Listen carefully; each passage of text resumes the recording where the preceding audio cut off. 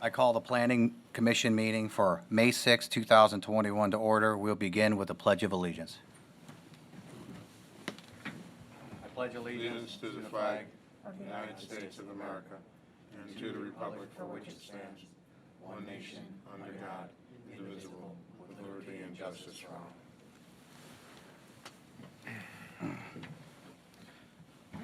Samantha, will you call the roll? Mr. Varga. Here. Mr. Cicero. Here. Mr. Haddon. Here. Mr. Perkovich. Here. Mr. Snow. Excused? Mr. Tiedemann. Excused? Mr. Cook. Here. I'll entertain a motion for the approval of the minutes from the regular meeting, April 15, 2021. Samantha, will you please call the roll? I need a motion first. A motion, please? I'll make the motion. Second. Samantha, please. Mr. Varga. Yes. Mr. Cicero. Yes. Mr. Haddon. Yes. Mr. Perkovich. Yes. Mr. Cook. Yes. On tonight's agenda, we have 4 public hearings, and we will follow this format. First, the applicants will have the opportunity to explain what they would like to do at a particular location.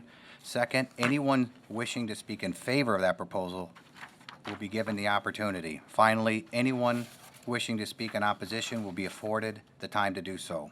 Or some people may just have questions, and we will get those answers. With that in mind, we have a conditional use permit to allow an adult daycare as a similar use at 8370 Munson Road. Is that applicant here? Larry, is that applicant online?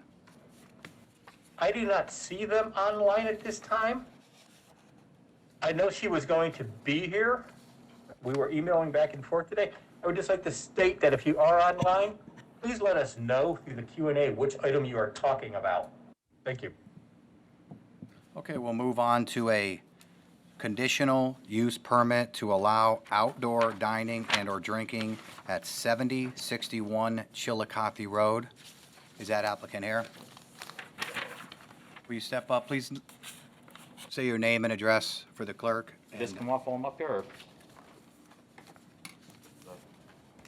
Up to you. Okay, Thank I you. can make do with it, it's fine. My name is David Klein. I'm here for Mean Mugs Pub at the address 7061 Chillicothe Road. It's the old Eaton Park building, so everybody can kind of picture it. What I've come up here today to ask is to get permission to have an addition onto that building of a patio, an outdoor space that would have a covered area so that when you're sitting at, we'll have a bar there, you'll be able to sit underneath the awning if it were raining. Nice weather, hopefully you'll be able to still enjoy it.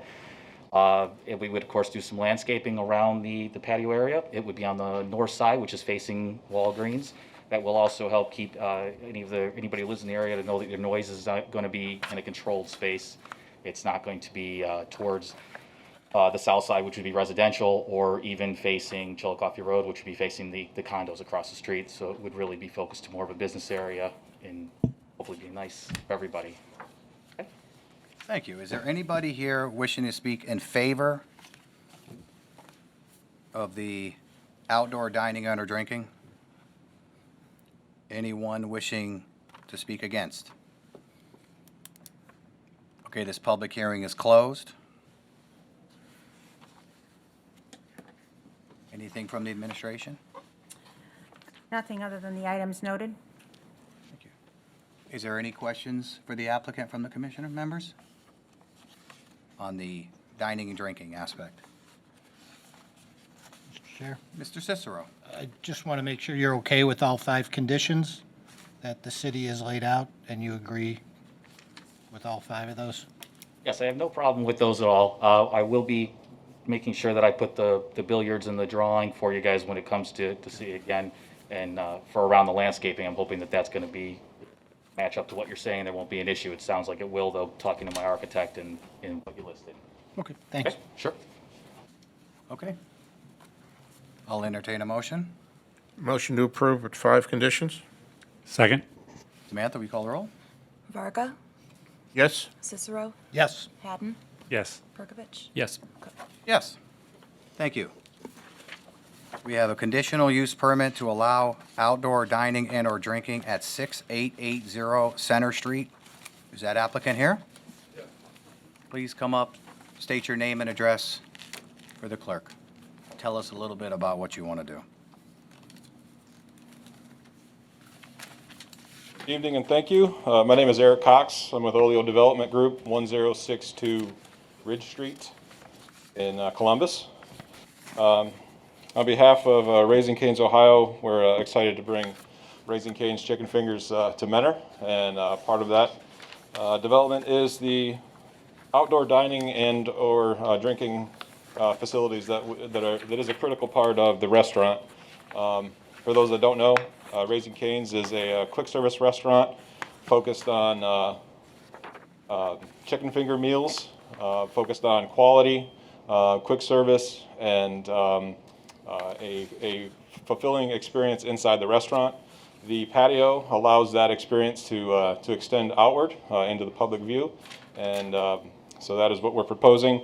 The patio is bordered by a steel canopy, steel columns, and it is protected with bollards and also landscaping around it. Thank you. Is there anybody here wishing to speak in favor of this conditional use permit? Anyone wishing to speak against it? Thank you. This public hearing is closed. Anything from the administration? Nothing other than the conditions noted. Okay, anything from the commission members? Mr. Chairman, Mr. Varga? just a question. I noticed that your outdoor patio, you have no fence around it. You have, people can kind of walk in from any direction. I mean, I don't know that we have a requirement that you need to restrict that. Is that your intention to have it open like that? Yeah, so it is open on, I believe, two of the three sides. Mm-hmm. You obviously got the building on one side. The opposite side does have fixed benches and basically railing, so that is kind of limits the access. So the open ends Okay. or the openings will be on the end, allowing patrons to flow in and out through that end. Okay, that's fine. Just a question. Thank you. Thank you. Anything else? Okay, I'll entertain a motion. Make a motion with the three conditions? Second. Samantha, please call the roll. Mr. Varga? Yes? Mr. Cicero? Yes. Mr. Hadden? Yes. Mr. Perkovich? Yes. Mr. Cook? Yes. Okay, we have a conditional use permit to allow a drive-through facility at 6880 Center Street. Can you tell us a little bit about the drive-through? Sure. Quick service restaurant, so instrumental part of the business operation is the drive-through, especially post-pandemic. We are featuring 3 lanes that encompass the drive-through. 2 lanes are focused on the actual drive-through order and pickup. The outside lane is either a slip or escape lane. If that gets too backed up during peak hours, it will be utilized for mobile orders. So when you order ahead, you get in the line, the outer lane for the mobile pickup, and then they bring the food out to you. So pretty high volume, large capacity area for the drive-through operation. Thank you. Is there anybody here wishing to speak in favor of this drive-through? Is there anyone wishing to speak against? Okay, this public hearing is closed. Anything from the administration?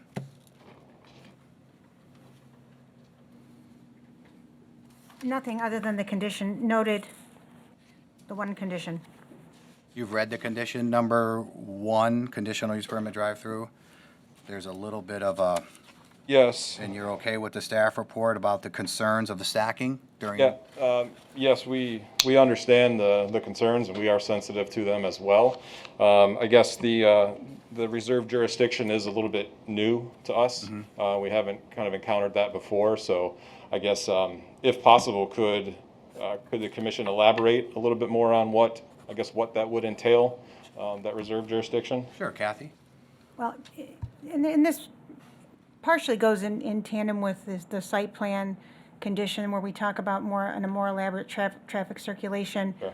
If there is at any point in time that we're experiencing concerns with traffic on heavy traffic volumes and any kind of stacking that's leading out into 615, and even the service drive that services the city market itself, We could ask then that it be brought back to the Planning Commission for further review and analysis if there needs to be maybe some tweaking of the site plan and how that stacking works. Okay, all right. Yeah, like I said, post-pandemic, I mean, it's obviously a pretty hot ticket in a lot of communities. So we are sensitive to it.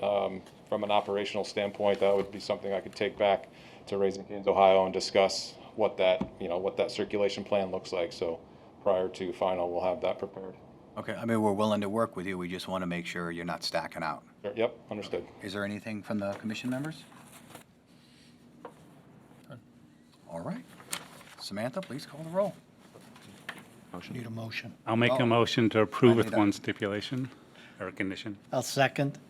Samantha, please call the roll. Mr. Varga, Yes. Mr. Cicero, Yes. Mr. Hadden, Yes. Mr. Perkovich. Yes. Mr. Cook. Yes. Thank you. Thank you.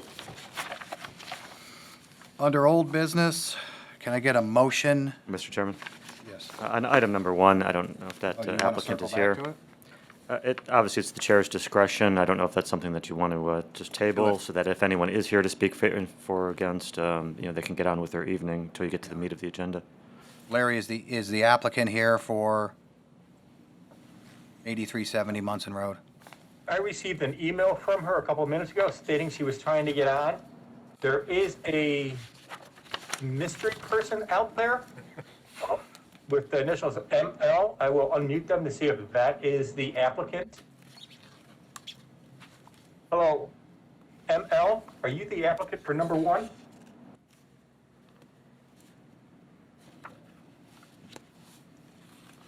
I will assume they are not the applicant for number one. Well, Then I don't see her out there at this time. But I do know she's trying to get into the system. Okay. Joe, should we wait on this, or we should go? It's your discretion, Mr. Chairman. Well, I guess, is there anybody here wishing to speak against this or in favor of this?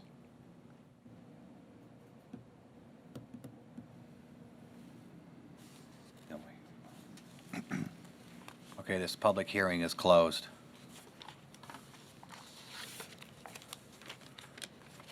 So if the applicant does show up, we'll bring him back. Under old business, we have a miscellaneous review of an outdoor storage area at 9010 Tyler Boulevard. Can I get a motion to remove this from the table? So moved. Second. Samantha, please call the roll. Mr. Varga, Yes. Mr. Cicero. Yes. Mr. Hadden, Yes. Mr. Perkovich. Yes. Mr. Cook. Yes.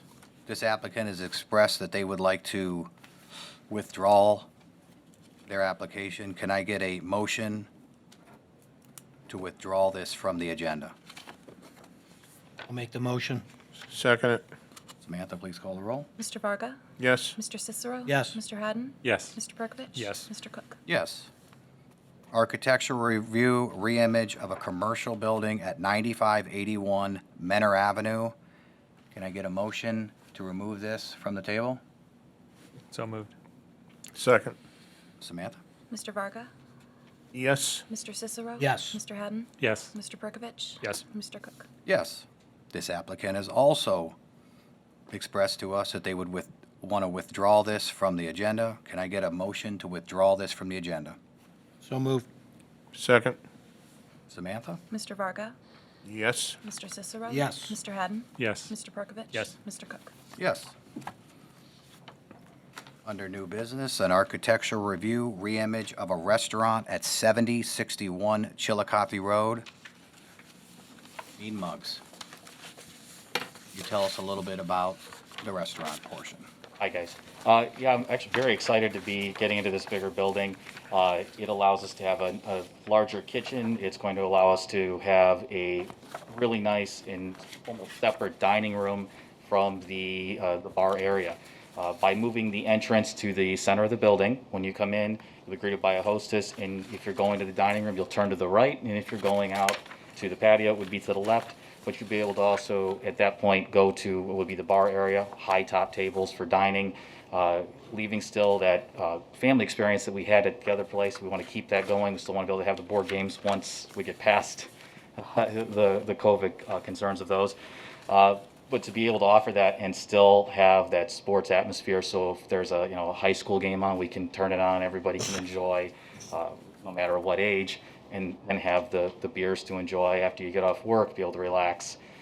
It's really exciting to be putting it together. But this does, because it was more of a, just a restaurant, didn't have that pub aspect to it, there are some changes that we'd like to make to it. Biggest one being move it to the center and putting the patio on the front, which we sort of discussed already. There were some concerns that you were listed that we're addressing, like with the parking, and working with the architect right now to get those resolved.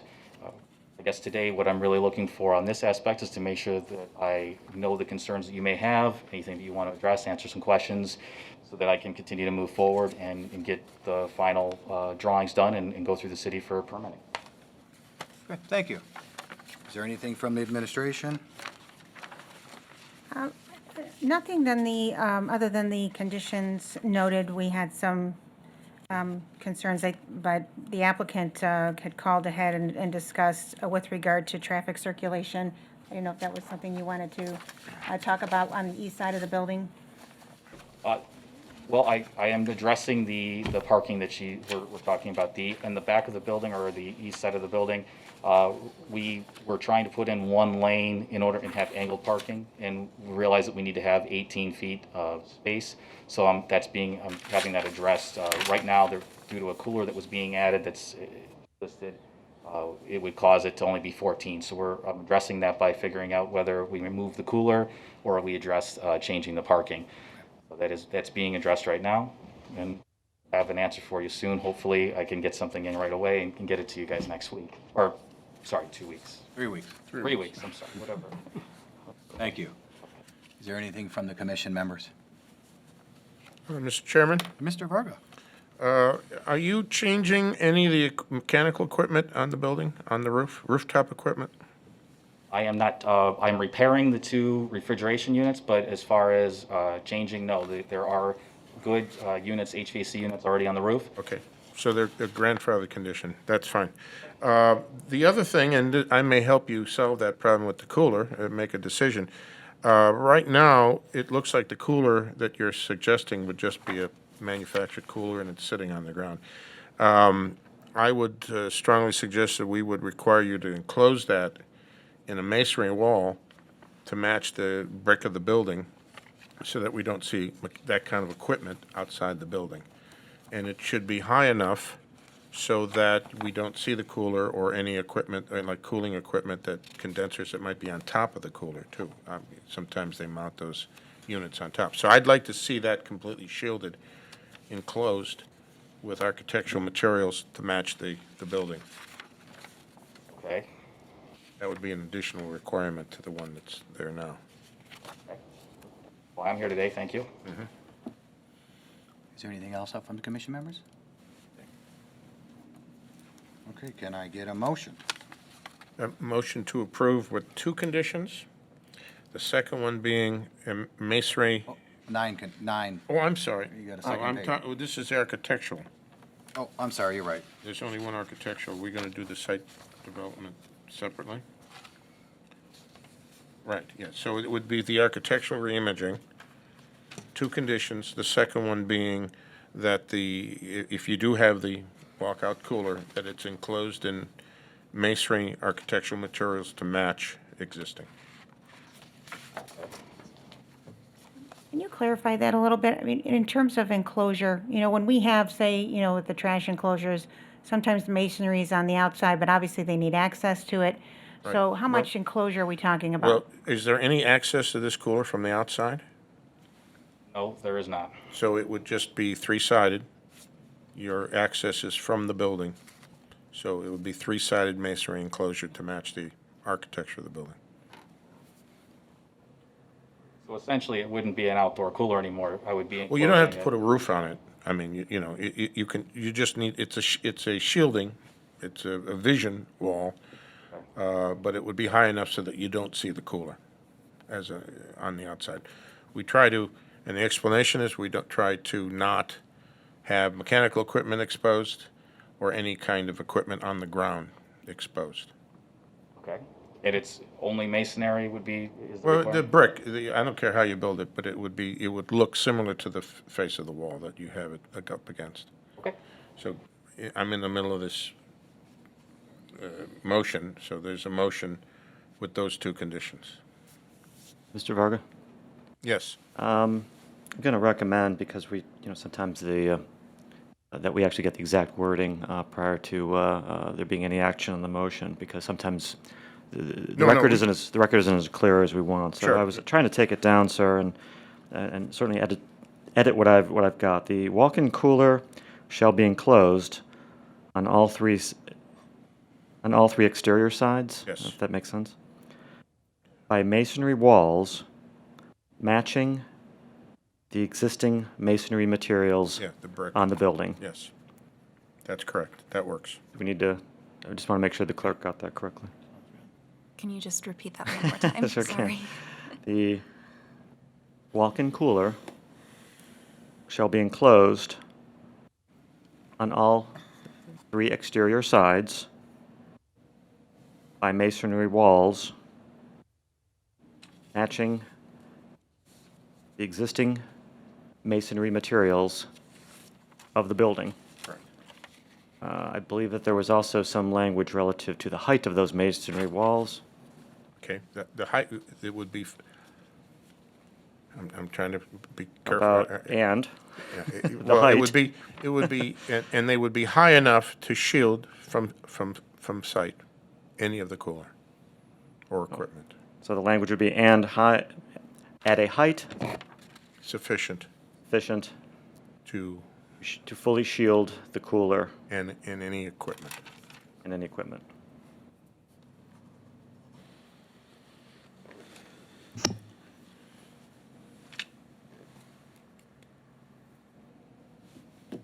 And there's a motion. This will save us about an hour tomorrow for rewinding the tape and rewinding the No, tape. that's So fine. No, we appreciate be as the accurate as possible. we appreciate the Planning Commission's patience in this regard. Little new procedures for us.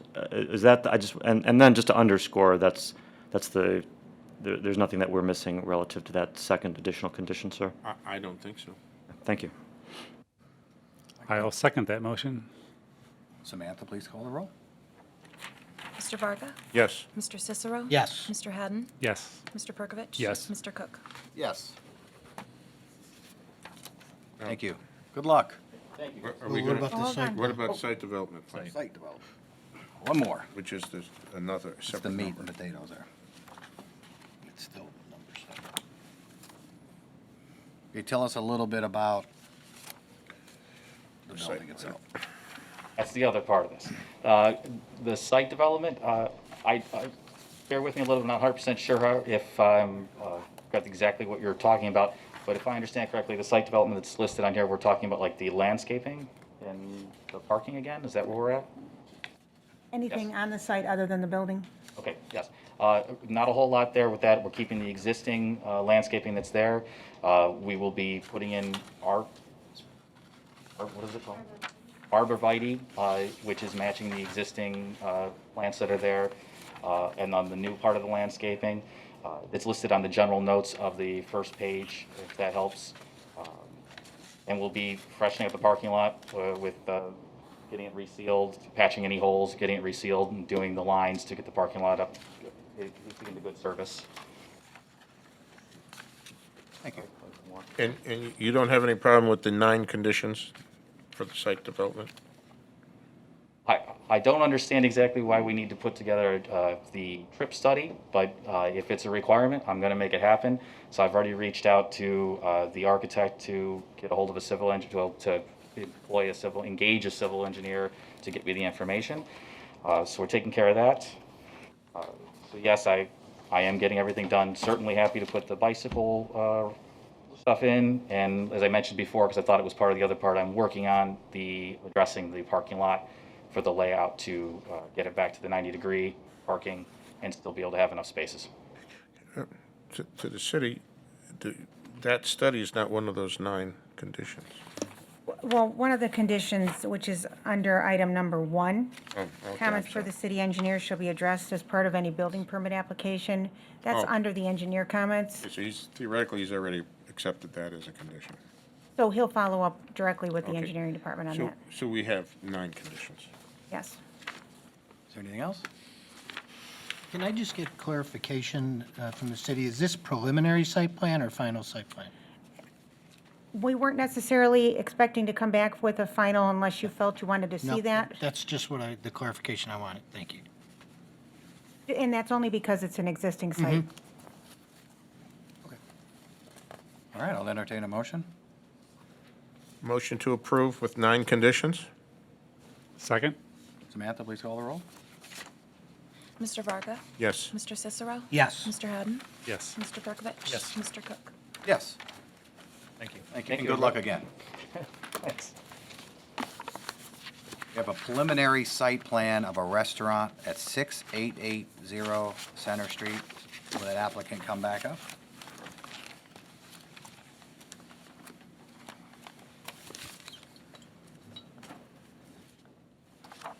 You tell us a little bit about your site plan. We are consolidating 2 sites into one. Primary focus of the layout is to move the new access point. Let me back up. So currently 3 access points for those 2 sites. We're reducing it down to 1 and getting it as far north as possible from the intersection. So that allowed us to locate the building to the south and allow the drive-through areas to the south of that between us and the restaurant to the south, and put our parking field along the north, allowing kind of that straight access from Center Street to the access drive for the shopping center. Thank you. Anything from the administration? Nothing, Mr. Chairman, other than the 6 conditions noted. Anything from the commission members? Okay, I'll entertain a motion. I'll make a motion with the 6 conditions. Second? Hold on, I think there is...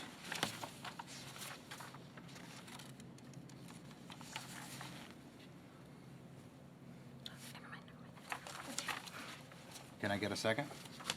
Second? Okay. Mr. Varga? Yes. Mr. Cicero? Yes. Mr. Hadden? Yes. Mr. Berkovich? Mr. Cook? Yes. Thank you. Great, thank you.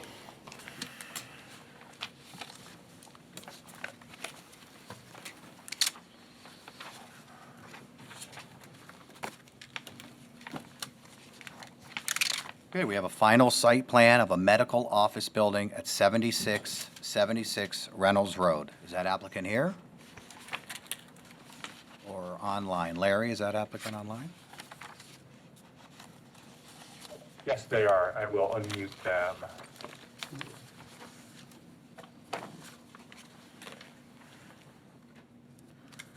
Mitchell, you're unmuted.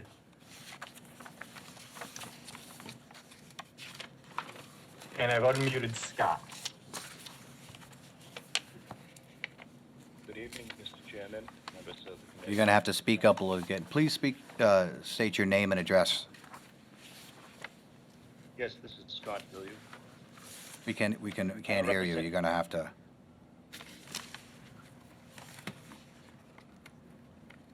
Excuse me, can you hear me? I can hear you, yes.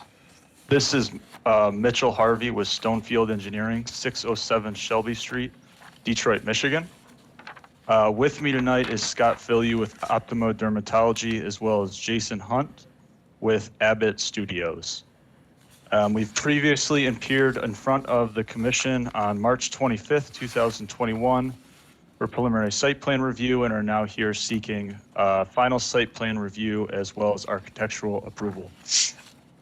I'll just do a brief overview of the plans just to remind everybody and then go through and highlight some of the changes that we made per comments. Our site is located at 7676 Reynolds Road, just northeast of the Bob Evans restaurant. The proposed development will include a 30-foot tall, 5,738 square foot medical office with 28 parking spaces. Our main access will be through the existing curb cut onto Reynolds. And as designed, the site meets all Mentor zoning ordinance, and stormwater requirements. So based on the comments we received at the March meeting and the comments received from city staff, I'd like to highlight the following changes that we have incorporated into this plan. We have revised the landscaping plan to provide additional foundation landscaping along the building, as well as an enhanced landscaping across the Reynolds Road frontage. Per fire department direction, we have added a additional fire hydrant as well as a FDC connection to the building. And then we have revised the building elevations. I know that's the next item, but I'll just go through it real briefly. We've revised the building elevations to provide additional screening to the rooftop units, as well as modified some of the facade materials per request. I believe there was a material board that was circulated to kind of highlight some of those changes. I would also like to note that we are in receipt of the staff report prepared by the Mentor Planning Director, Kathy Mitchell, dated May 6th. We would like to thank Ms. Mitchell and the members of city staff with helping us through the site plan approval process and acknowledge that we are in agreement with all conditions outlined within that report. With that, I would like to thank you for your time, and Scott, myself, and Jason can help answer any questions the commission may have. Thank you. Thank you. Anything from the administration? Nothing, Mr. Chairman. Anything from the commission members regarding the site plan? All right, I'll entertain a motion. Motion to approve with 7 conditions? Second. Samantha, please call the roll. Mr. Varga? Yes. Mr. Cicero? Yes. Mr. Hadden? Yes. Mr. Perkovich? Yes. Mr. Cook? Yes. Okay, number 10, we have an architectural review of a medical building at 7676 Reynolds Road. Is there any more that you want to expand on that? That applicant's still here? Yes, I'm still here. Jason may be on with Abbott Studios, but I think I covered it all in the original explanation. So if you have any questions, we can answer those. Thank you. Kathy, anything? We don't have any conditions unless there's something you would like to propose. Okay. Anything from the commission members? Mr. Chair, Mr. Cicero. just a question for the applicant. There's a lot of black on this building. Did you consider any design that reduced the amount of black, especially the part that's facing Reynolds Road?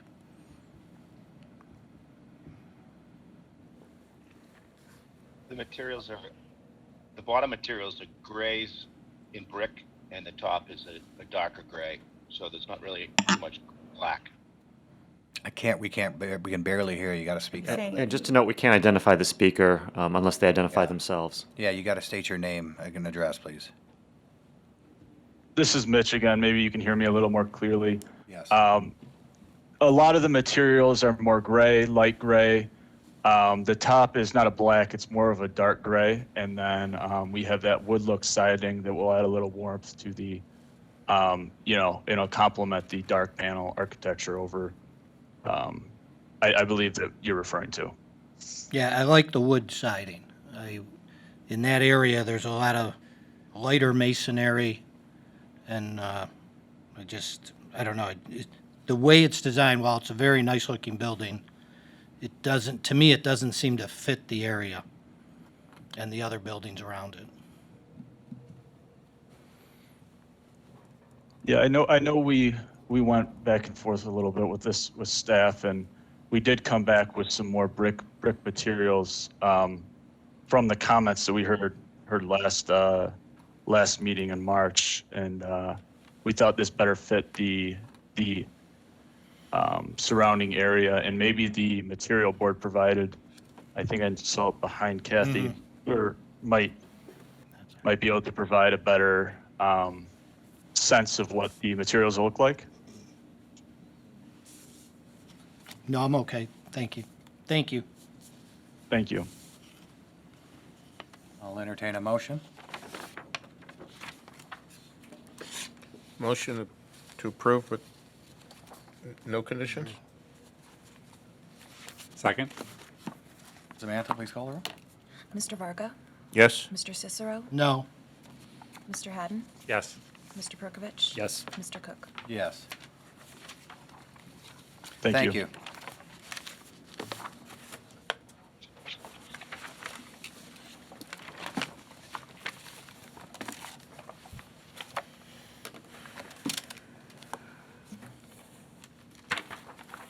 Final site plan of a convenience store and gas station at 6800 Center Street. Is that applicant here or online? Larry? They are online, and I will unmute Pat and Joe. Pat, you're unmuted, and Joe, you are now unmuted. This is Pat Avolia. I'm going to have Chuck Stewart and Nick Deutsch. Can barely hear you. Can you Okay. speak? I've unmuted Chuck. Thank Yeah, you. guys, I can take it from here, Pat. My name is Chuck Stewart with Giant Eagle at 101 Kappa Drive in Pittsburgh, PA. We're here tonight to present you the I'm final. sorry, what was that street site name plan. again? What was the street name? 101 what? 101. We're 101 Kappa. Kappa, okay. Thank you. Please tell us a little bit about what you want to do. Here we are looking for final site plan approval tonight of our proposed drive-through Gecko gas station.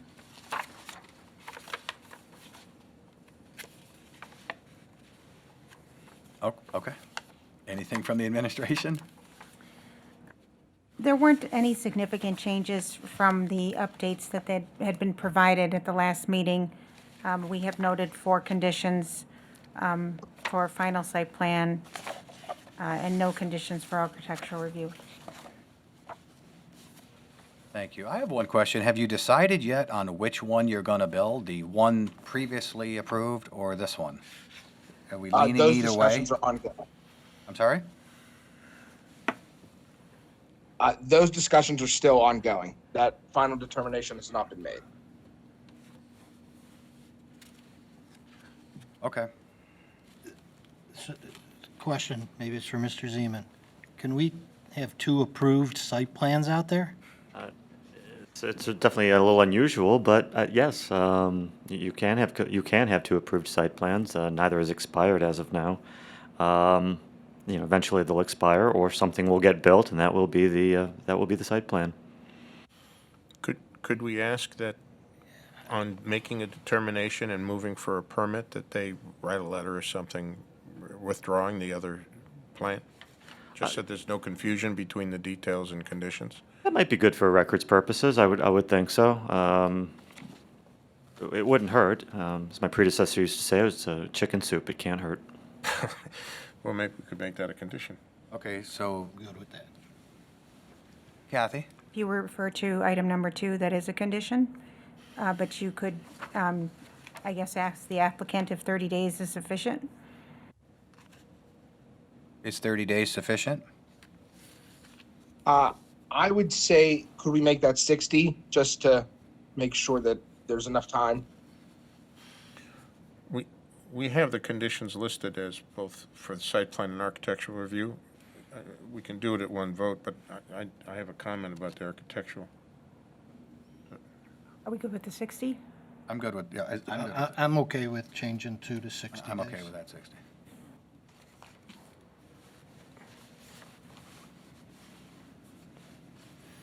So it's, Votes.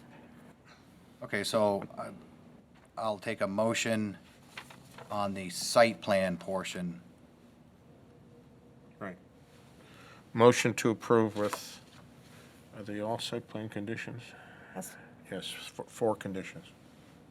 just for final Second. site plan. With the second condition changing from 30 to 60 days. Correct. For the final site plan. That's the motion. Get a second? I'll second. Samantha, please call the roll.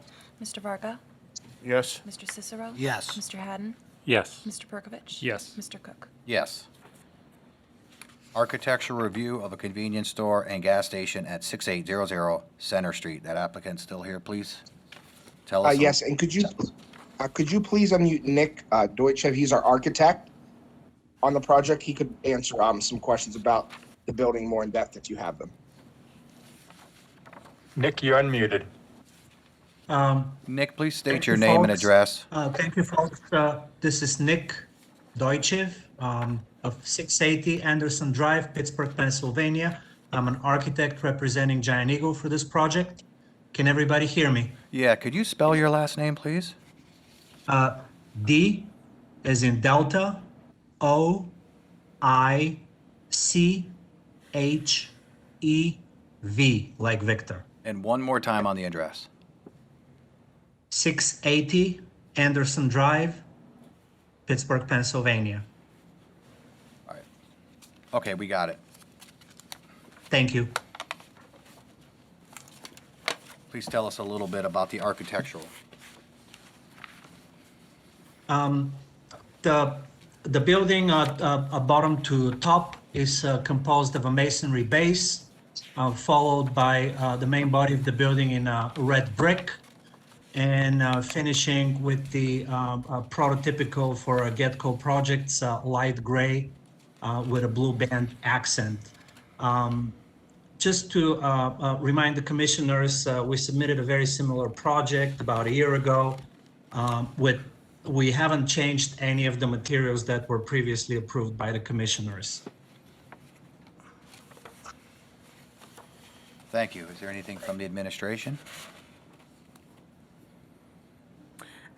Nothing with regard to the architectural. I would confirm what he said, that this pretty much mirrors what was approved last year. Thank you, Kathy. Is there anything from the fellow commission members? Mr. Chairman, I just have Mr. Varga. one question, observation. And I know that they've done some things to the plans to address the idea that, you know, the concern that we have about shielding mechanical equipment that's on the roof. From the front elevation, you have kind of a screen up there that runs from one side of the building to the other, and I'm assuming your mechanical equipment is inside of that. And Correct. when I look at the front elevation, I can actually still see some of that screen, though you don't often look at it that way. I see some of the screening, and then from the back, I see the screening all the way across, but I don't see any mechanical equipment. Can you assure me Yeah. that the mechanical equipment is being completely screened? Yes, sir. If you look at that particular elevation, if you can please zoom in of the rear elevation. That little box on the corner? Yes, the little box in the corner, what we did in the past couple of weeks, we sized the mechanical equipment properly and we located it so it's concealed from all sides. Okay. I just wanted a confirmation because I wasn't sure I was seeing anything up there, and I just wanted to know it was there and screened. Yes, sir. And if you recall, in the last submission, we were using, in our 3D model, which this elevation represents, we were using the equipment from our previous iteration of the store, the larger store. So we went back with our engineers, we picked a different type of equipment, and we located it such that it is screened from all sides. Okay. Thank you. Thank you. Chairman, I feel comfortable with that answer. Great. Can I get a motion? Motion to approve with no conditions? Second? Samantha, please call the roll. Mr. Varga, Yes. Mr. Cicero. Yes. Mr. Haddon, Yes. Mr. Perkovich, Mr. Cook. Yes. I want to see if maybe the applicant for number 1 is back in. Yeah, let's wrap around. Larry, is the applicant for number 1 here? She's here. She's actually here. She's physically here. That's, Trying to do the Zoom at my office, and I couldn't, so I flew here. So, can I come up? yeah, please come up, state your name and address for the clerk. Thanks for coming in. I am so sorry for not being on time. I was on time, but somewhere else, and it wasn't working. The world of Zoom. Yes, absolutely. And everyone is a little different. I'm used to the Zoom one. Sure. But anyway. All right, please state your name and address for the clerk, please. I am Ainsley Reschke, and my home address, 5510 Chestnut Street, Manor on the Lake. Could you spell your last name? Reschke. Okay, thank you. Please tell us a little bit about what you want to do. So I am the owner of Ashley Spoon Shadow, and we provide services for adults with developmental disabilities in their homes. And now we're going to add a day program for them, COVID-driven, because they were at a day program that they can't go back to because of COVID and the numbers and all that. So we're making a small day program / day care for these individuals. Thank you. Is there anything from the administration? Just confirming this is all regulated and it's certified through the Department of Developmental Disabilities? Absolutely, I have, yeah, through Lake County Board of DD and Ohio Department of Developmental Disabilities in Columbus. So the rules are rightfully so, but lots, yeah. Yep. Thank you. We've had the public hearing, and there were no in favor or against, so I did have one thing. I'd like to see it install an AED device. Okay, okay, sure. Yeah, we have all staff are mandated, you know, the trainings and the qualifications that they have to have, so they're all certified in CPR and first aid, but I'll clearly get that. Great. Okay, thank you. Anything from the commission members? I'll entertain a motion. Mr. Motion Chairman? to approve. Mr. Chairman? Oh, go ahead. Yeah. Mr. Chairman? Can we make sure that we have the additional condition Yeah. word to word? Okay. This one might be simple. Then an AED device shall be installed, period.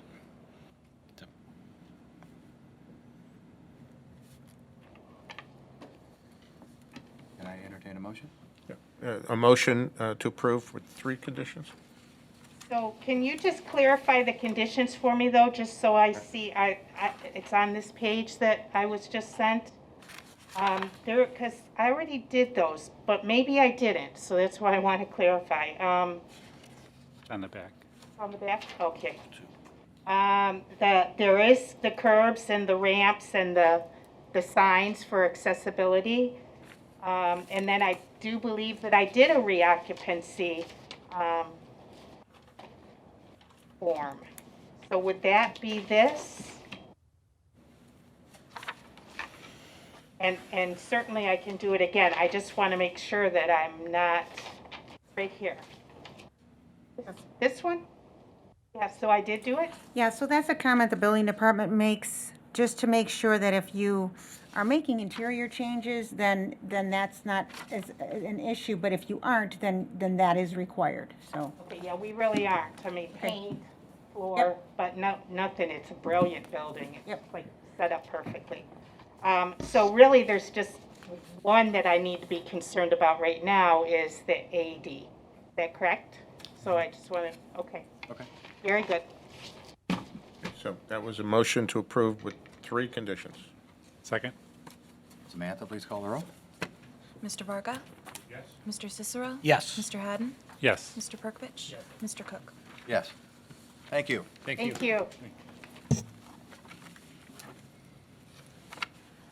We have a miscellaneous review to amend an approved development plan at 8694 Manor Avenue. Is that applicant here? Sure. Will you tell us a little bit about what you want to do, but please state your name and address for the clerk. Sure. It's Robert Mealy in the beautiful old Manor Village of 8694 Manor Avenue. This is basically just an updated final approval that we had in 2018. We had 4 vacs on the eastern side of the property that we got approved in that year, and we're looking to expand that. We didn't put them in, but now since our customer base is growing, we're looking to expand that offering for our customers. So basically, we're looking to put 9 spots in. It's a couple, if you're familiar with a couple car washes in the area, you're going to see some boom vacs and stuff like that. We're looking to put that in and just go from there. So I guess there's a couple concerns that I know they have, and I just want to bring them up. I know one of them is with some lighting. We're going to have some, I wanted to put some lighting on the booms. I'm not looking to have lighting on all night long. You know, my car wash closes at 7 o'clock. Basically in the summer months, I won't even have them on. Basically, it's just for the winter months. And my concerns is just basically with safety. You know, there might be enough light, but when you start getting in there, you know, my concern is just I want to make sure my customer has enough lighting, make sure they're in their car they're looking and cleaning stuff out. That was one concern. Another concern was the color. That doesn't bother me. I know they want to go with a gray color, and I'm perfectly fine with that, if you guys are as well. And then the final thing is basically the setback. I know I'm about, if you're looking at this last spot, closest to the street, I'm about, if I do the math right, I'm about maybe 18 feet in front of the 50-foot setback there. Now, technically, what I wanted to do it at a 30-degree angle just from a traffic flow perspective to get in and out of there. If you guys have been in the wash, which I hope you all have, it gets a little tight there, so hence that's why we're requesting the 30-degree angle. If I did straight throughs, I could probably get behind that setback line, but again, it just gets a little tight, so I'm asking to maybe borrow a couple feet in front of that setback line so I can have that parking spot. And finally, the last piece of equipment will probably be hopefully pretty close, right at that 50-foot line. It's not going to be too far in front of it. That's it. Thank you. Kathy, anything from the administration on the lighting or the? Well, certainly the booms are apparently the way to go right now with the car washes and the vacuums, and that's fine. But I guess we were looking to kind of keep the colors muted, and also the illumination of the boom. It's an added feature. It just seemed like it was a bit much, especially as close as it is to the road. It's also right up against the side property line. It's not up against a wall, so it's very visible. So that's what we were concerned about.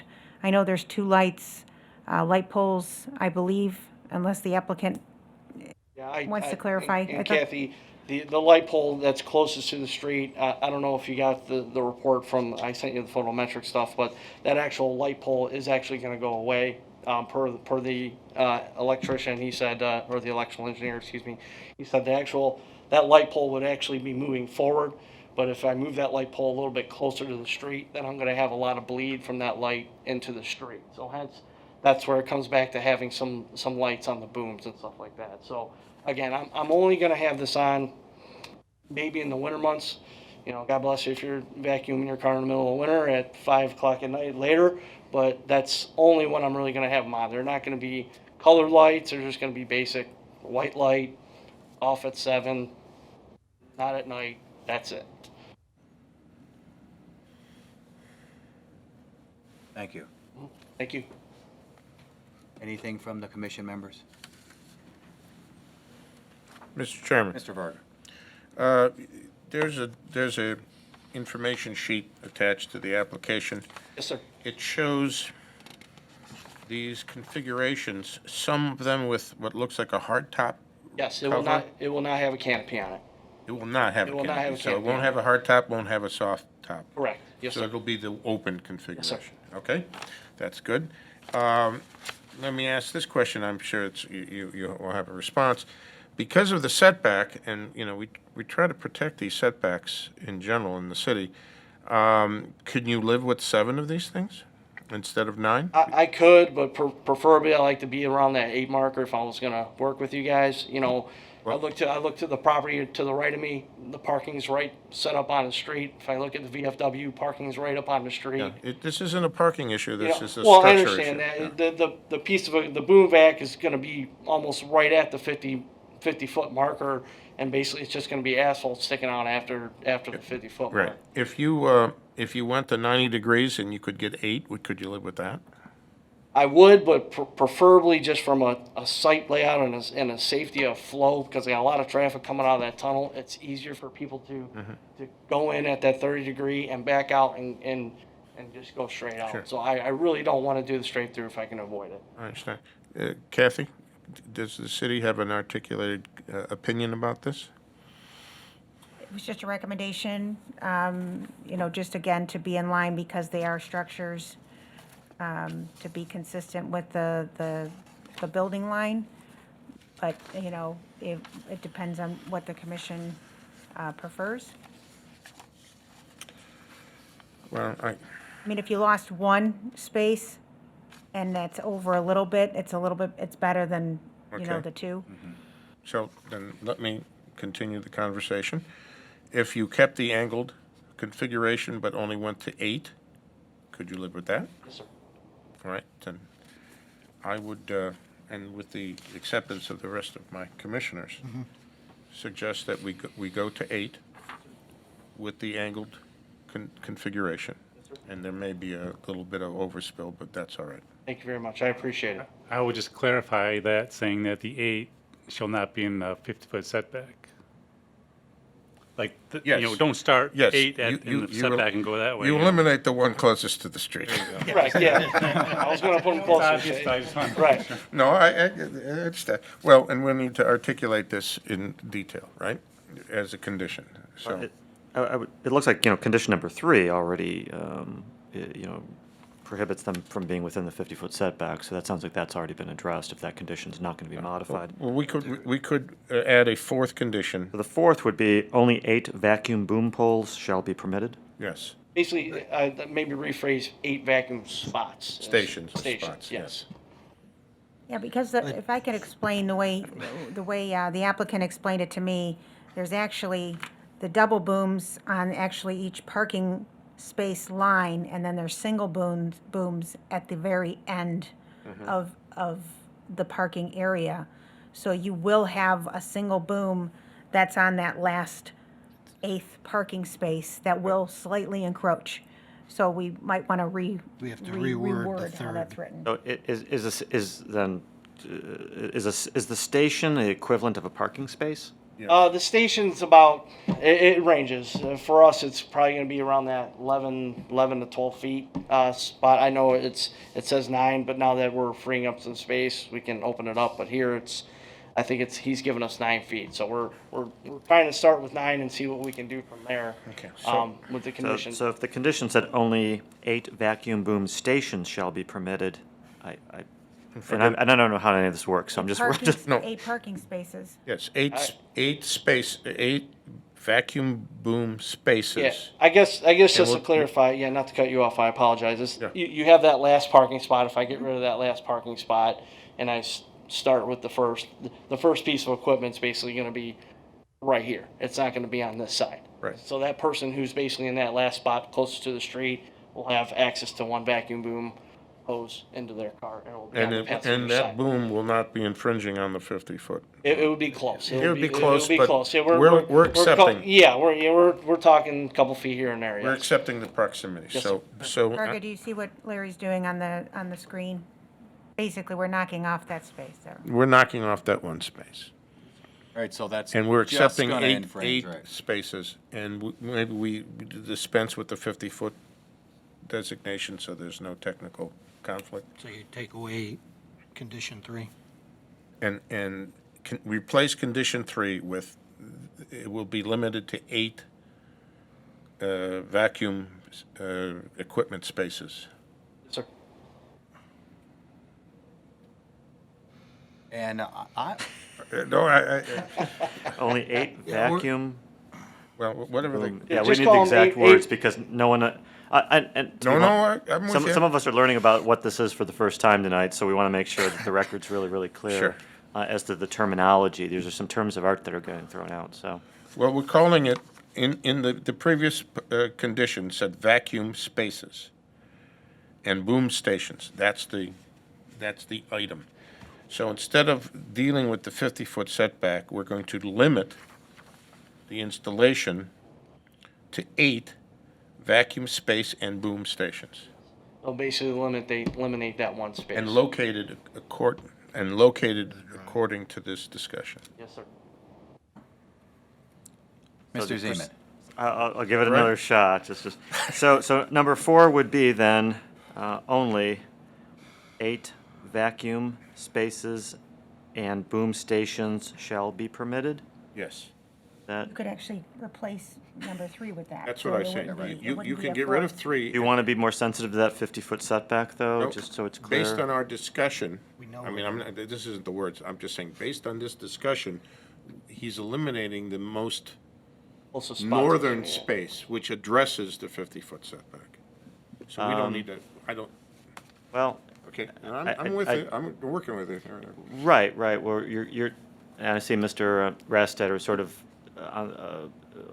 modified the exhibit. If there's some way that we could just, about only 8 vacuum Vacuum well, let me just spaces let me- and boom stations. Well, let me just try to, I think we got that much, but there's sort of a modified exhibit, which would make this CUP this modification much clearer. Based So on how that- about that? Only based- right. 8 vacuum spaces and boom stations shall be permitted as shown on the site plan Amended site. as Whatever. modified As modified.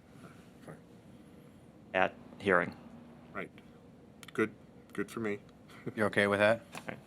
I'm good with that. Okay, now then, however, then this modified diagram then needs to get to the clerk immediately, and then that will be attached as well to the record here. So you need an updated architectural diagram? Is that what you're asking? Oh, we're gonna use He's this. already got it Oh, on the okay, screen. I'm sorry. I'm So sorry. we'll use that image. Thank you. I'm sorry. So let's wrap back around to the illumination of the vacuum booms. How do we know that they're going to be shut off at 7 o'clock? Well, Is there there's a gonna be couple ways. There's a couple ways we can do it. Yeah, like this- There's automated shutoffs and stuff like that. I'm gonna have employees go back there. They shut everything down basically at the wash. It's just gonna either be a simple process of someone's manually gonna shut them off, or it's gonna be an automated process. We haven't figured that out yet, and on how we want to do that. That's a conversation with an electrician and stuff like that. But either way, I promise you it'll be shut off. We already shut the lights off around the car wash now manually. So I know we got some residents on the south side and then more on the back west side that like the lights off after 7 o'clock. So we do that manually for them automatically. So we work with them. So Okay, so condition number 2 will then read, the illuminated vacuum booms will be shut off at 7 o'clock. Is that okay? right, that is correct. No later, No later than no 7. later than Not 7:01. PM. 1,900 hours. Mr. Zeman. 1900. No, just one more time, because sometimes, again, when we're going back over the record the next day, when there's a little talking over one another, the condition gets a little muddy, so So Mr. number Chairman, two- just one number more two- definitive time, I think, for the record. The Thank you, number sir. 2 condition, the illuminated vacuum booms will be turned off at 7 PM. No later than. No later than 7 PM.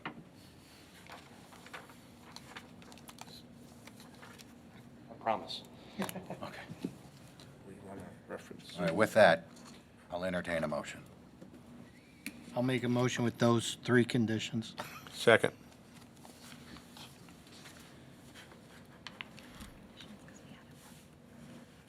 Never mind. Okay. Samantha, please call the roll. Mr. Varga? Yes. Mr. Cicero? Yes. Mr. Haddon? Yes. Mr. Perkovich? Yes. Mr. Cook? Yes. Thank you. Very much. I appreciate your time. Thank you.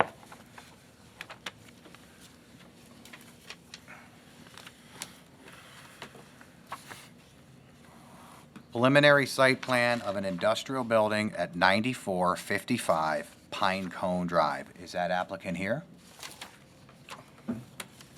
Or I online? will unmute Joe Longo now. He's online.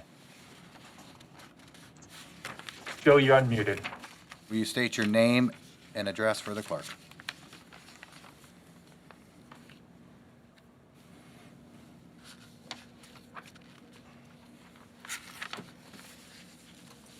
Mr. Longo?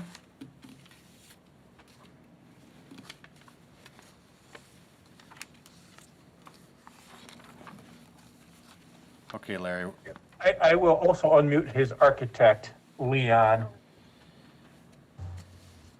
Oh, okay. I was trying to unmute myself, so. Okay, good. Go ahead, Leon. Joe here, Please state your name and full name and address for the clerk. Leon Sampat, LS Architects, 22082 Lorraine Road, Fairview Park, Ohio. Okay, could you spell your last name, please?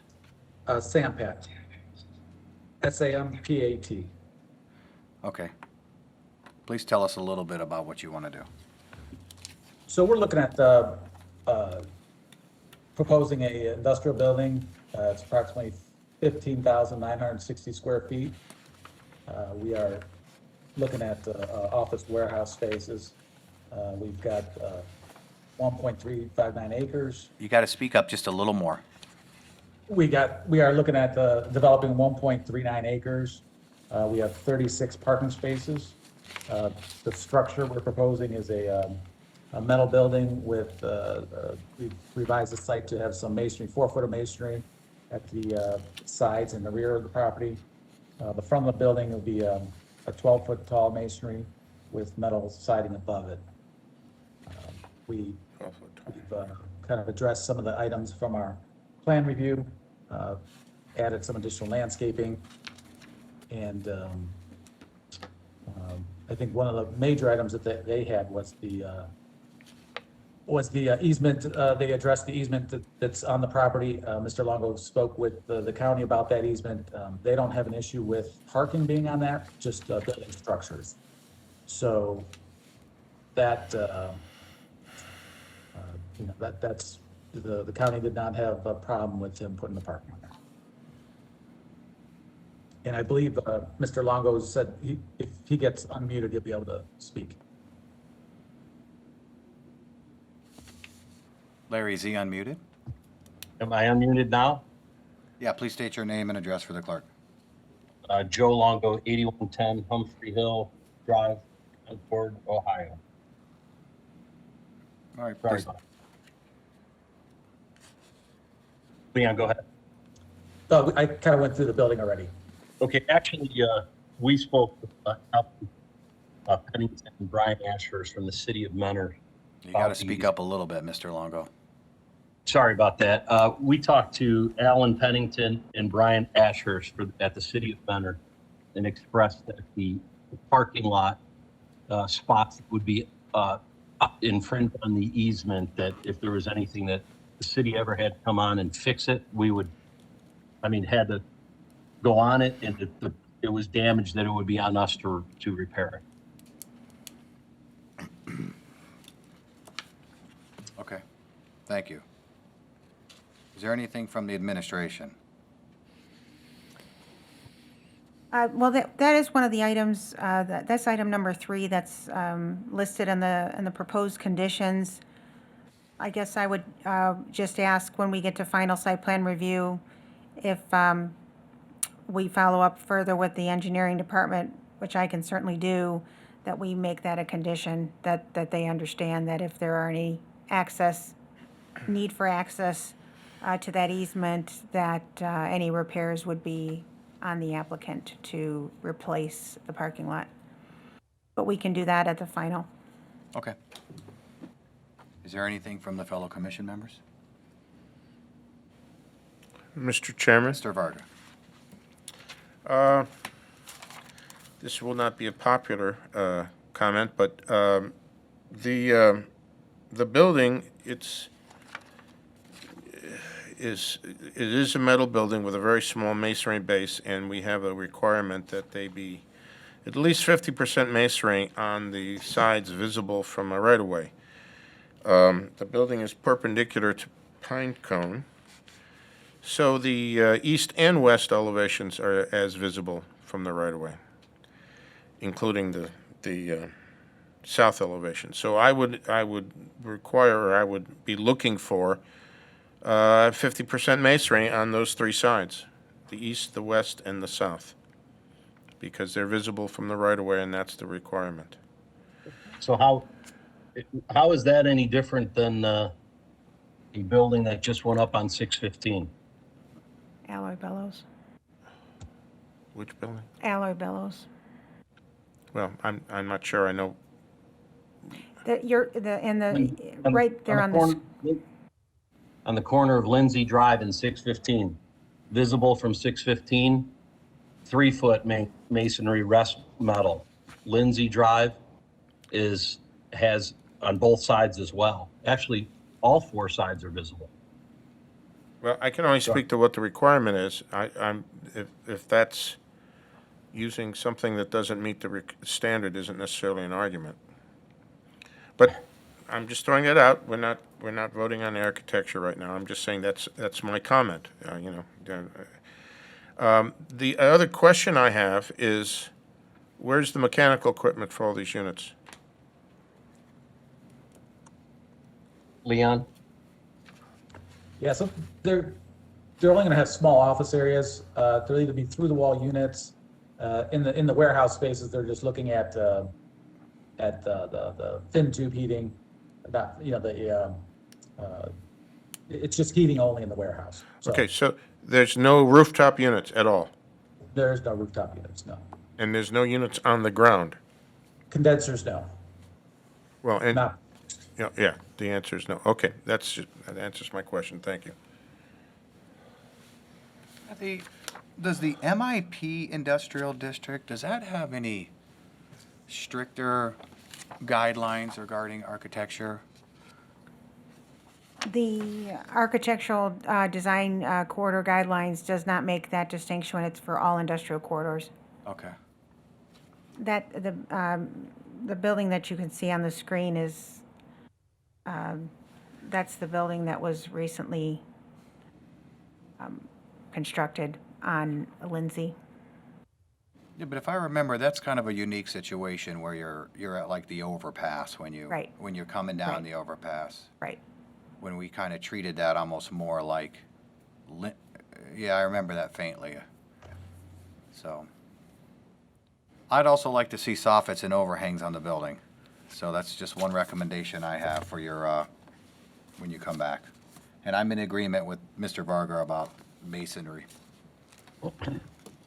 So 615, where it's got thousands of cars a day that see that, opposed to a Yeah, I don't cul-de-sac. think we're here to debate, other design buildings at this point. We're just gonna stick to yours. Perfect. I'll entertain a motion. Motion to approve with the 7 conditions. Second. Which are site plan, yeah, site plan conditions. Samantha, please call the roll. Mr. Varga, Yes, Mr. Cicero, Yes. Mr. Haddon, Yes. Mr. Perkovich, Yes. Mr. Cook. Yes. Thank you. Thank you. Miscellaneous review to amend the approved development plan for Ridgewood Green subdivision to increase the total number of residential lots within development off Manor Avenue. I see those applicants are here. Please come and state your name and address for the clerk. My name is Timothy Pozar from Bedales LLC, 6011 Heisley Road, Mentor. I have with me tonight Jordan Burns and Dusty from Polaris Engineering. We are here tonight for the overall development plan for Ridgewood Greens. We came into the city for the final phase 3, and upon their review, they noticed that we needed to come back for the overall development plan to include the extra lots. Some of these extra lots were already platted in phase 1 and 2, and so we're here tonight for the approval to bring it up to date. Some points of interest to note. None of the roadways have increased from the original development plan. It's still the same roadway. No extra roadway was put in. And the common area, it changed just minutely. In phase 3, we're looking at adding 2 lots. And the reason for that is a change in the stream that bisect the road there. The Ohio EPA and the Corps of Engineers allowed us to fill that in. So we added the 2 lots into phase 3. With that, if you have any questions. Thank you. Kathy, could you give us a little rundown? Not everybody has been here through all of it. Just a little rundown of the timeline of this development. Certainly, when we realized that there was a discrepancy in the number of lots, as Mr. Pozar noted, we had to go back to the original approved rezoning development plan. So you have a packet of staff exhibits, which was provided also to the applicant. But the rezoning development plan that was approved by council in April of 2016 had a total number of units within the city of Mentor as 108. Shortly after that, and that was under Ryan Homes. And then in 2018, the current developer came back and wanted to make some adjustments to the plan. And that's in June of 2018. Basically, when Ryan Homes had come in, they had proposed private streets, and the current developer wanted to modify it to public streets, and there were some minor lot configuration adjustments. That time, it was still 108 units. And then in 2018, in October, the first phase was introduced, and at that time, Phase 1 was proposed to come out at 84, Route 84. There was a lot of discussion at the time on whether it should be at Route 84 or if it should be at Manor Avenue. As you can see, by that time, the data block had been removed from the plan, and there was 112 lots that were included in here, but it was not noted. There was an adjustment in December, and the phases were reconfigured so that Phase 1 came out on Manor Avenue. Phase 2 was the second phase that was to come out on Route 84.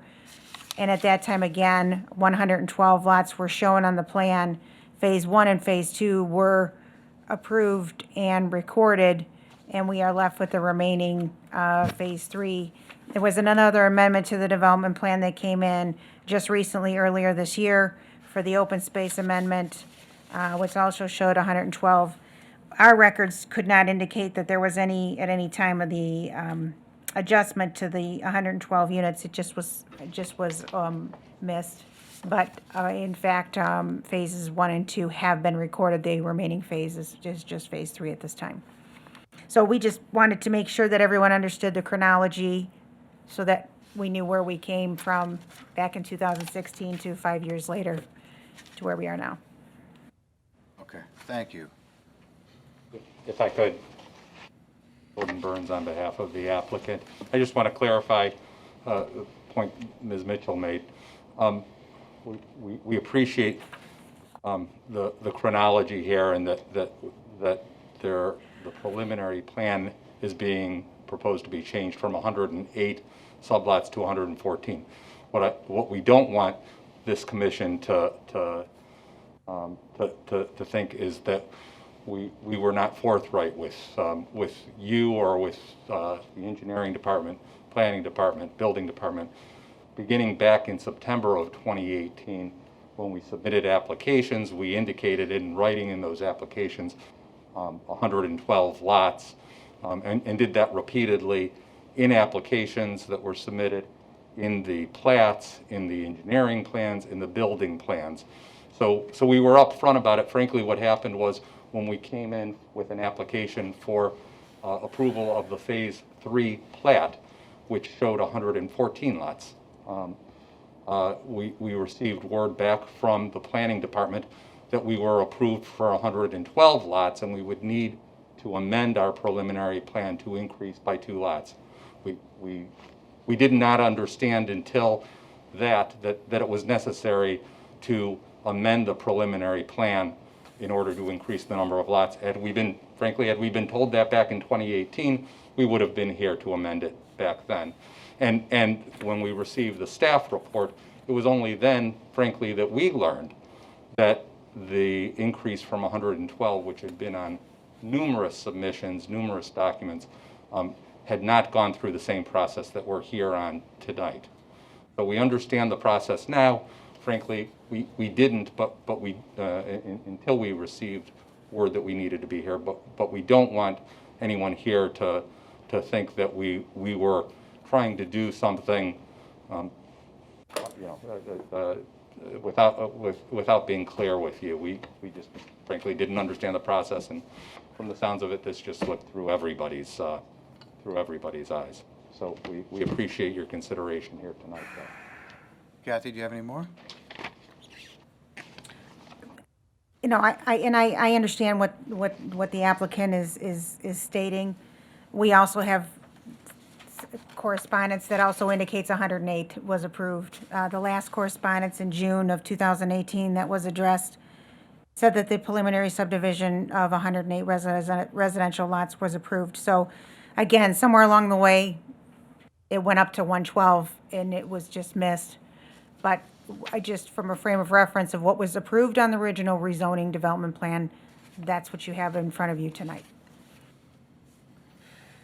So, Mr. Zeman, do we need to amend, let's say we do the 2 lots you guys are looking for, do we need to amend it 6 more?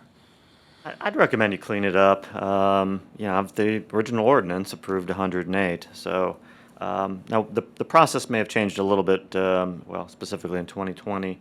The amendments to these approved development plans that are legislatively enacted, as this is, as part of the RVG rezoning, the Planning Commission now makes a recommendation, positive or negative, to the City Council. The City Council then, via legislation, will act on any proposed amendment to the development plan.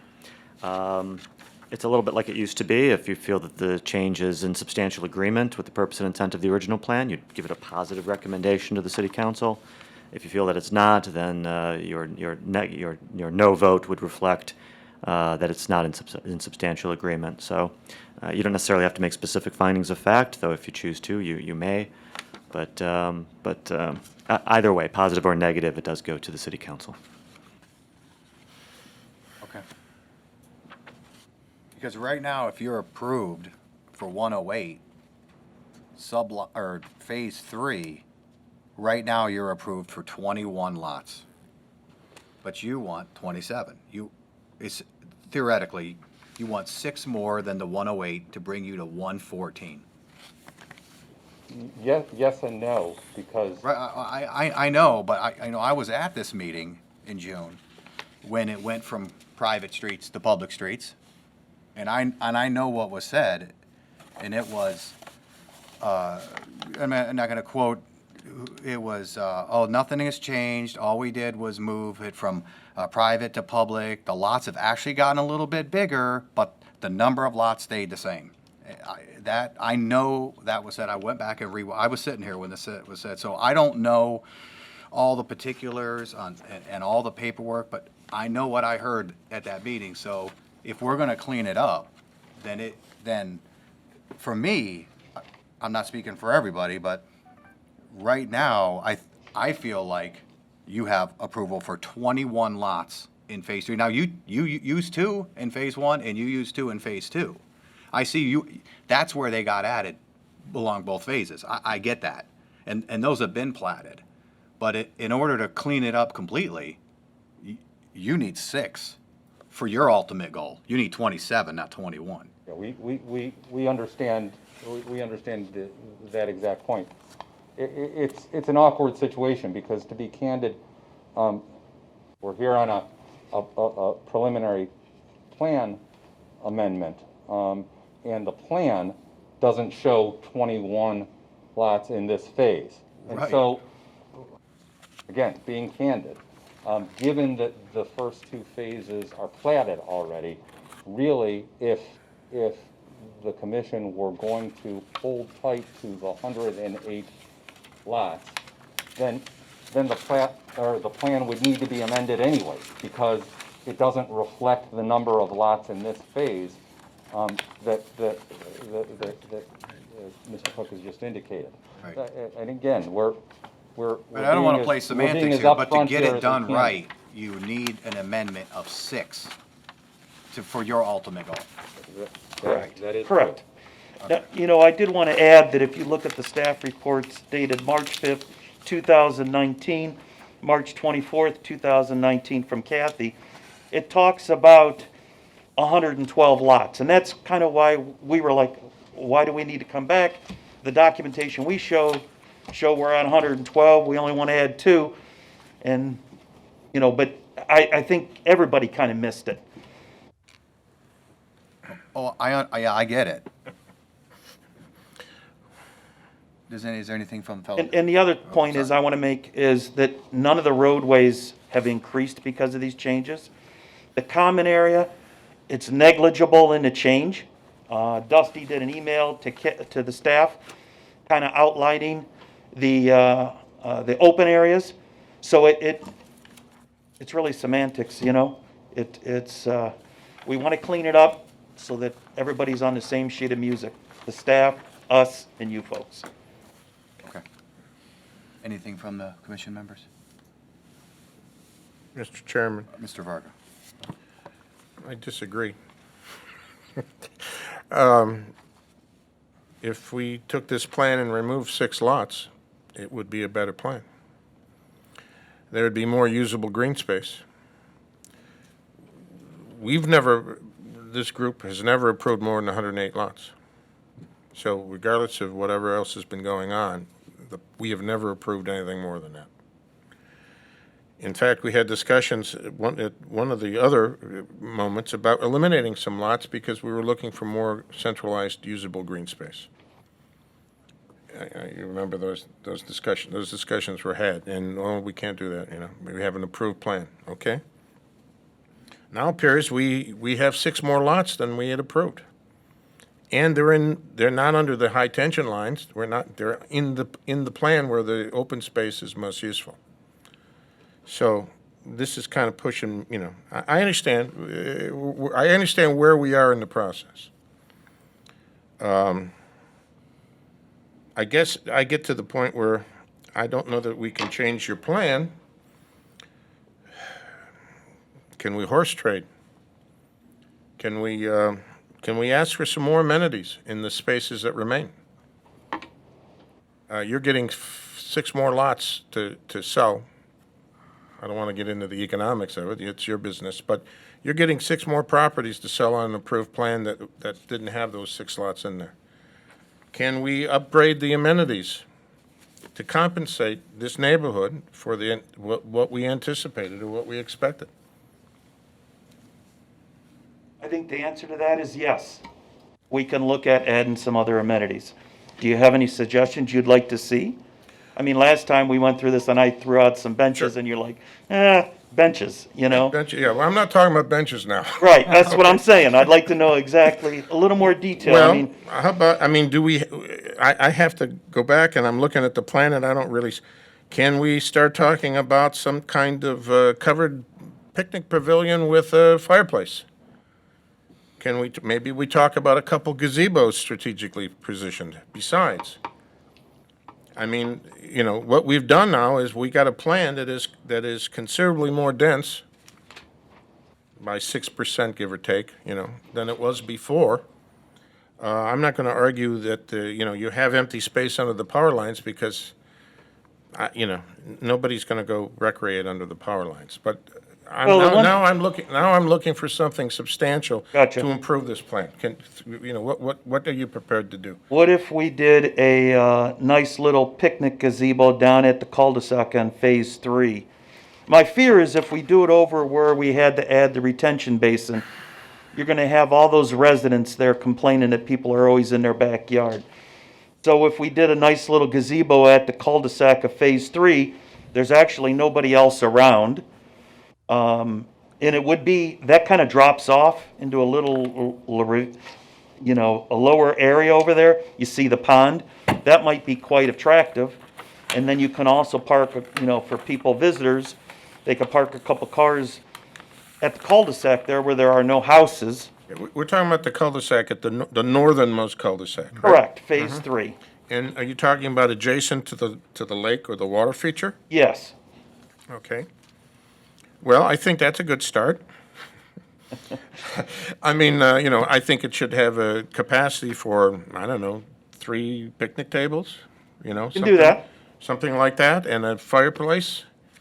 And, I will tell you, I think the fireplace, based on experience, nobody's going to want to go in there and clean it out. It could become kids throwing and burning stuff in there.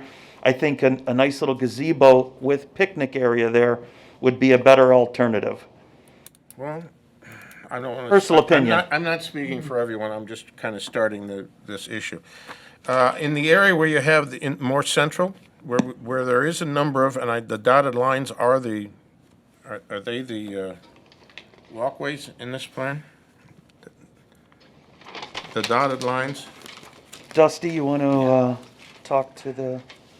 Yeah. Which plan are you looking at? Well, I'm looking Mr. at the Varga? one that was just provided us, this one. I'm not sure, okay, this is the 18th, or maybe I'm not The one looking that's at. on the screen. All right, Okay, that's that from one, yeah. Dusty. So, will you have the Phase 2 pond that we added? Correct. And between the two lakes that are there, or two ponds, and that trail that goes through, how about a nice gazebo? Well, again, we did talk to Ryan Holmes in the beginning about this, and their concern was all those residents there. Some people like it. Most people don't want somebody right there in their backyard. And that's kind of why we did a walking trail where they were just kind of walk, and then they noticed the benches. We set off to the west there by that grassy play area All for right, that's soccer.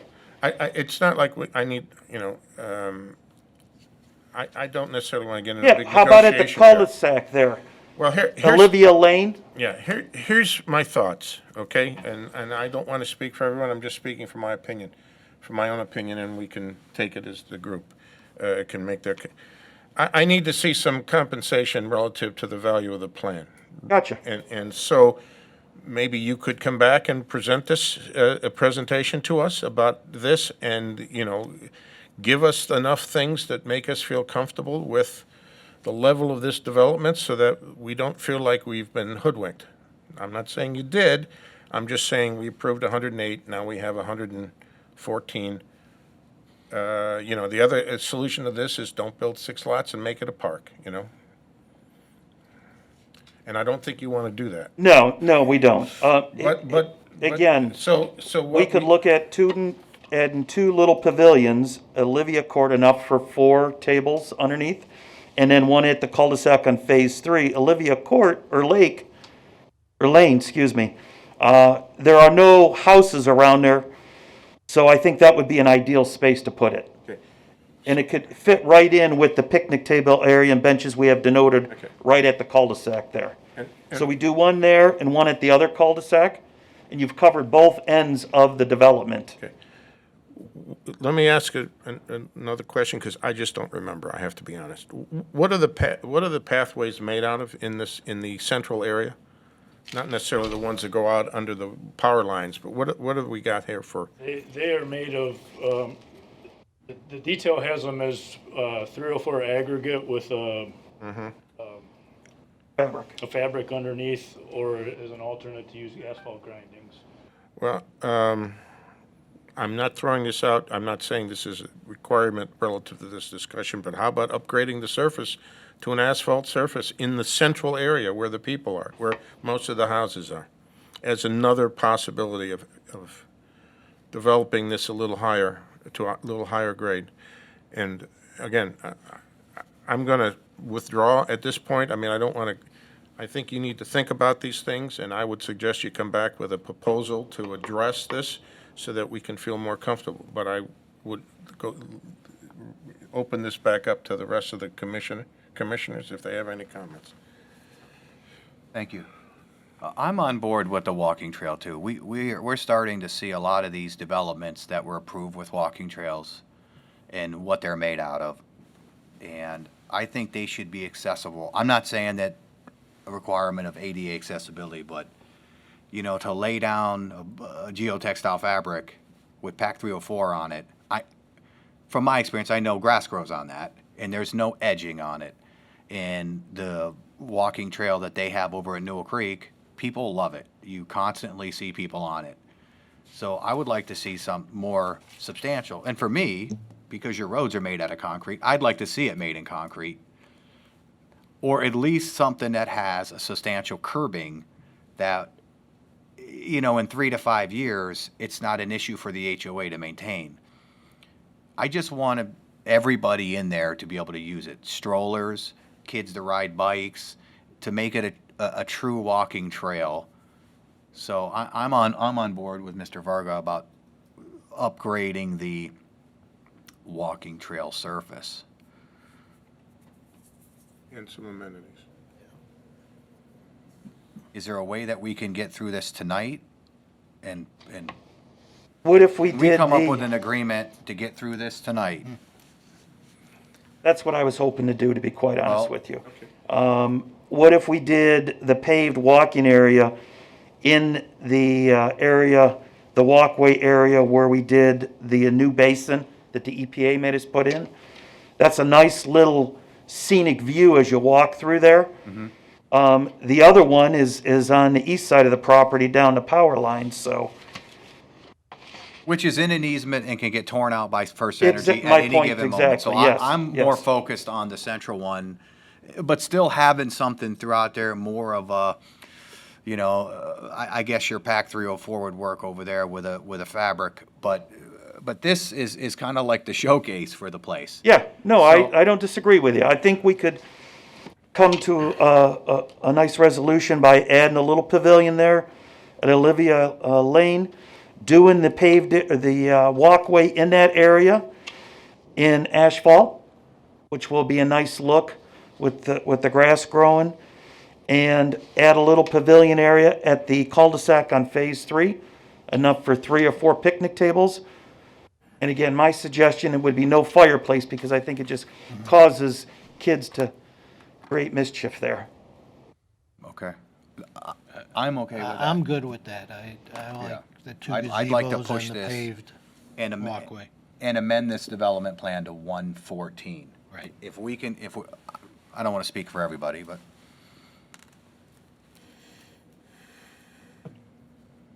Are you okay with that? Yes? So this is a recommendation, so Mr. Zeman, I'm going to lean on you a little bit with. Yeah, well, switching from, it's a better. On- Well, I think some of what's been proposed, I really want to kick it back over to Ms. Mitchell's, because I think these are getting into some planning issues relative to, when you say picnic pavilion, I get an image in my mind, but it might be a lawyerly image. So I want to make sure that the commission and the planning department and certainly the applicants are all on the same page, whatever that recommendation may be, going up to city council, exactly what do we mean by picnic pavilion? I'm not sure, you're talking about asphalt walking trails through, I don't know, if it doesn't really have a label. We'll say in the area, the common areas around the Phase 2 pond, since that's labeled on the diagram. Are you talking about I don't know if you consider it one or two, there's the one that attaches, connects the two cul-de-sacs, and then the other that comes off of That whole area would start at the cul-de-sac of Brody, go to Olivia Lane, and then from Olivia Lane to Badeos Drive. Those would be all asphalt paved. Same size, just a different surface than what we're doing, the one down the power lines. Okay. That seems fairly clear in that respect then. And then and again, in terms of the picnic pavilions, I don't know if there's a I mean, specific. we're talking about a roofed Correct. structure that can enclose at least 3 picnic tables, okay? Concrete deck. It's not dirt underneath the roof. Right, It's a correct. concrete Yeah. deck.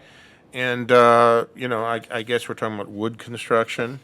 Maybe there's a column cover to some degree to protect it from just deterioration, like maybe some stone or masonry at the columns.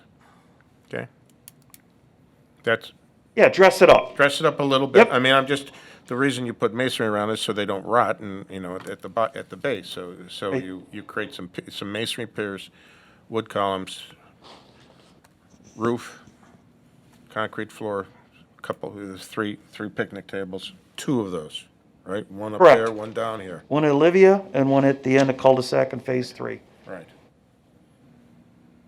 So Kathy, these aren't necessarily conditions, or are they? Well, they would be No, they are they would conditions. they would be It'd be recommendations. they would be they would be a component of the commission's recommendation if it were a positive recommendation to the city council to approve it, with the total 114 as depicted, and so this would be an aspect of that recommendation. Okay.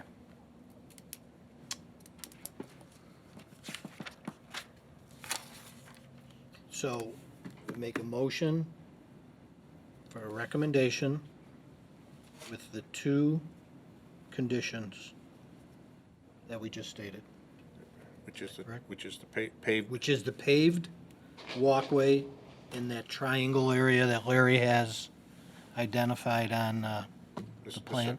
Correct. In Phase 2. In Phase Phase two. 2. Phase 2. And 2 covered structures, Pavilions. Pavilions. covered pavilions, one being located at the cul-de-sac at Bedros Drive, and the other at Elvira, or Olivia. Olivia. Elvira. And Kathy, could you? With no handle- other changes to other picnic tables or other amenities that have already Nope, been- everything else stays the same. This is in addition. And Kathy, could you handle, from what we discussed administratively on Yes, correct. concrete decking, Certainly, I guess I would ask if the applicant could provide us with some sort of elevation, of that, of those pavilions, so that we have something at the point of, by council's review. That's something that's doable? Do you want to bring that in with Phase 3, or? If I may, I'd recommend, I think what Ms. Mitchell's indicating is that since this will get up to city council may want to see exactly what Okay. the picnic pavilions would look like. Gotcha. And if that's accurate, Ms. Mitchell? Yes. Can we have Larry on that exhibit he has up? He has a one circle denoting a Sure. pavilion there, also on Olivia Court there, so everybody's on the same sheet of music. There's a picnic table Circle, there. Yes, the circle, yeah. Yeah, just put it, so we all know that that's what we're committing to, those areas. Minimum 3 picnic tables underneath there. and Tim, I will say that, I'm at this development all the time, and people love it. You see a lot of young families here. Oh, yeah, yes. I might point out, when we started this project, these houses weren't expected to sell for what they're selling for. So, it's great for the city of Manor. So you Young can add- families so you can add growing. more amenities?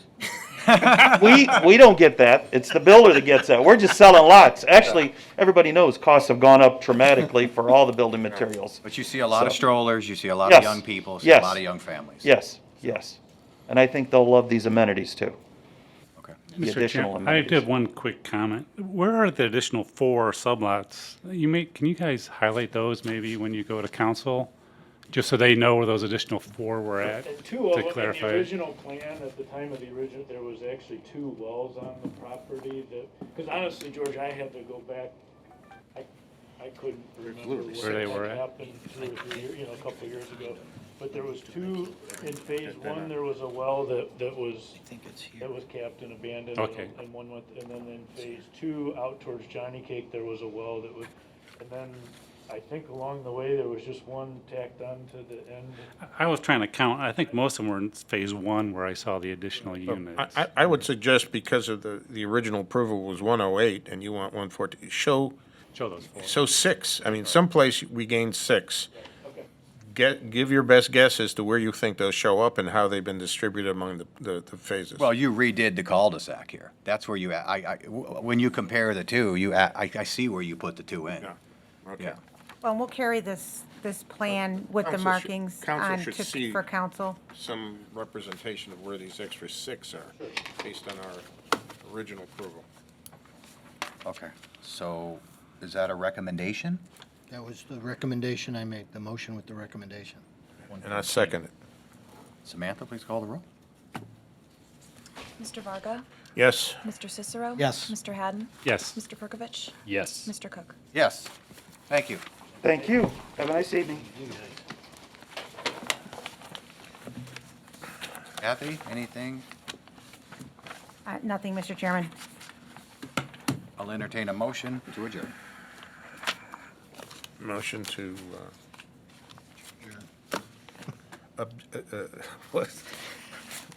what is the motion?